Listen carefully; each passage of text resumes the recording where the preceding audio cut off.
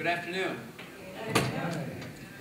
We welcome you to the Founders Speak, celebrating the 150th year anniversary of the founding of Richland Township. We have among us today many descendants of the families who founded Richland community. We welcome you. The story we want to tell you is from a blending of the Thomas family histories from multiple sources. Our story revolves primarily around two brothers, Dighton Thomas and Philo A. Thomas, who were about 4 years apart. They were among Benjamin and Polly Thomas's 16 children. Philo and Dighton are key figures in the early history of Richland Township. And while there may be other families who are worthy of detailing their contributions to this community, the Thomas family was selected due to their relationship with the Hemlock United Methodist Church. This presentation comes to you as a celebration of that family that founded both this community and the church our performers belong to. We'd like to present to you the Founders Speak in a lightly dramatized form, a history of Richland Township. Born about 1790, 220 years ago, Benjamin Thomas was a sixth-generation Thomas family member living in America. His great-great-great-grandfather, John Thomas, had come to America from Wales. As a young man in his 20s, Benjamin Thomas fought in the War of 1812 and returned home in 1814. 3 years later, Benjamin married Polly Horde. During their first year of marriage, where they lived, crop yields were very poor. He struggled to feed his growing family in that area where crops producing were poorly year after year. In 1834, he moved the family to Ohio. They raised 16 children on that farm. Dighton Thomas was the third oldest of Benjamin and Polly Thomas's children. Philo A. Thomas was 4 years younger than Dighton and was the fifth oldest of the 16 Thomas children. In 1845, Dighton married Sybil Nichols, and they lived with Sybil's mother and stepfather in Ohio. 20 years later, you didn't catch that. Okay, two people got married, and the guy lived with his in-laws for 20 years. And it doesn't say anyone died or anyone got shot, so here, we'll read this again. Okay. In 1845, Dighton married Sybil Nichols. They lived with Sybil's mother and stepfather in Ohio. 20 years later, at the age of 42, Dighton enlisted in the military.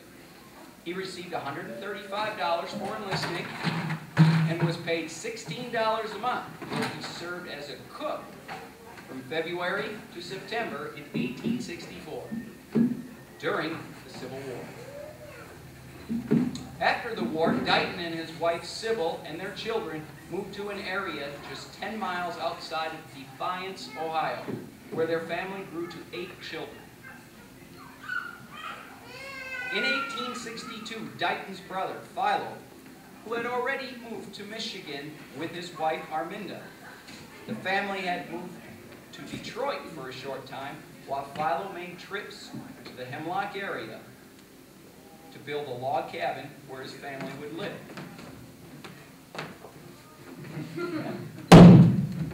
Family members said Arminda had told them that it took several days to travel from Detroit to their new home in the Hemlock area.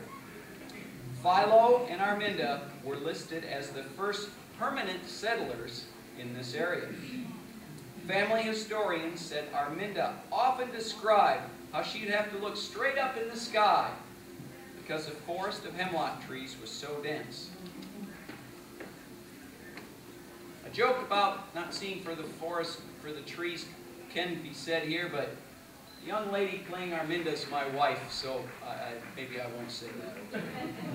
According to family lore, a traveler named Glasby called the community Hemlock due to the thick forest of hemlock trees. Glasby stayed with Philo and Arminda on his trips between Saginaw and St. Louis. Glasby later bought land in Hemlock and built a sawmill. In 1882, Dighton, a younger brother, Alexander R. Thomas, and Dighton's sons, Fremont and 10-year-old Harley, packed up and left Ohio. They drove ox teams and a covered wagon through swamp, through woods, taking 3 weeks to arrive in Hemlock. But sometime during the trip, Alexander had an accident. His legs were crushed in a piece of farm machinery. The leg was amputated because of infection, but he later died a few days later. Alexander's body is buried in an unmarked grave near Richland Township in the Richland Township cemetery. The ladies in the family arrived in Hemlock by train, along with Dighton's son, William Burton. By that time, Dighton arrived in Michigan with his brother Philo and wife Arminda. They already owned a great deal of land in Hemlock. Present-day family members believe that the Dighton family settled on land that is 1 mile west, which would be Brennan Road, a ½ mile south of Hemlock, which would be Doyle. On June 16, 1888, Arminda sold a parcel of land to the Methodist Episcopal Church for $1, which later became the Hemlock United Methodist Church. The town came together to help build the church. Men volunteered their labor. Philo donated building materials. The wives cooked and put out quite a spread for all the hungry workers. But in 1889, Dighton's wife, Sybil, died of consumption. She had only lived in Michigan for 7 years. That same year, Dighton was sick with what they call miasmatic fever. He received a military pension of $12 a month because he was unable to work. In 1890, the first telephone was in service at the local post office. Philo was both the postmaster and the telephone operator. At that time, the telephone was used to just call other towns. Philo held other municipal offices during his lifetime, including Justice of the Peace. According to family members, Dighton's condition worsened and he slowly became paralyzed. He died in 1892 at the age of 67. 1 month later, in that same house, his granddaughter, Allie, was born on Dighton's birthday. Allie's grandson is Richard Watson of Burt Watson in Freeland. Philo died in Hemlock in 1905. Of his 7 children, 3 of them went on to open hardware stores in the area. Harley Caddy Thomas opened Thomas Hardware in 1900, which remained with the family until 1988. Philo's daughter Minnie married Joseph Whitney, and they opened Whitney Hardware in Merrill in 1885. And Albert Thomas opened Hemlock Hardware along with Lloyd Thomas. Arminda lived with her son Parley in Breckenridge until her death in 1912.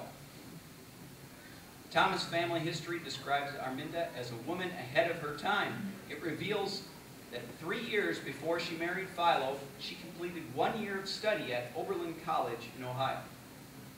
There she earned the equivalency of a high school diploma. She not only kept home and raised 7 children, she also made sure each of those children were set up in their own business or something comparable. Arminda is also credited with teaching English to the local Native American population. Arminda's obituary states, in 1912, Mrs. Thomas was one of Hemlock's earliest pioneers, having moved here with her husband 49 years ago. The village of Hemlock owes its existence in great measure to the efforts of this couple, Philo and Arminda. In its early days, she was always deeply interested in every movement for the welfare of the community. Her funeral was held at the Methodist Episcopal Church. She was buried along with Philo at the Hemlock Cemetery. presently known as the Richland Township Cemetery. You are invited to visit the Richland Township Cemetery. It's on M46, just east of town. Please be respectful of the frail nature of these grave markers. These are local heroes. They deserve our respect, especially for all the hardship they endured to lay the foundation for Richland Township and this Hemlock community. If your family tree has deep roots in this community, you may find that you share in the legacy of the Thomas family. This presentation has been an effort to recognize the contribution made by these founders and gain an appreciation of their contributions to the early formation of Richland Township and this community. We hope that you have learned something and have been entertained during this procedure and process. We thank you for your time. This concludes a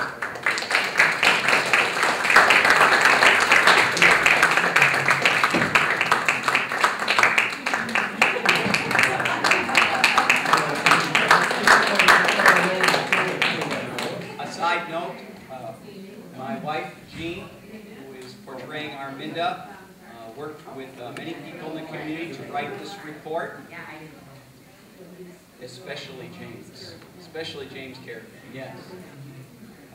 Jean and I have lived here 24 years.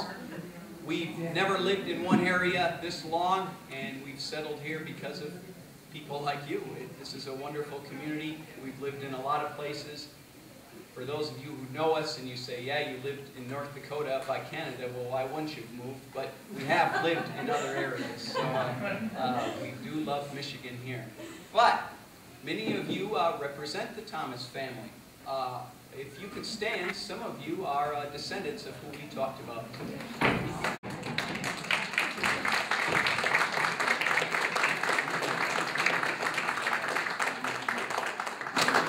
We appreciate your attendance. Thank you very much.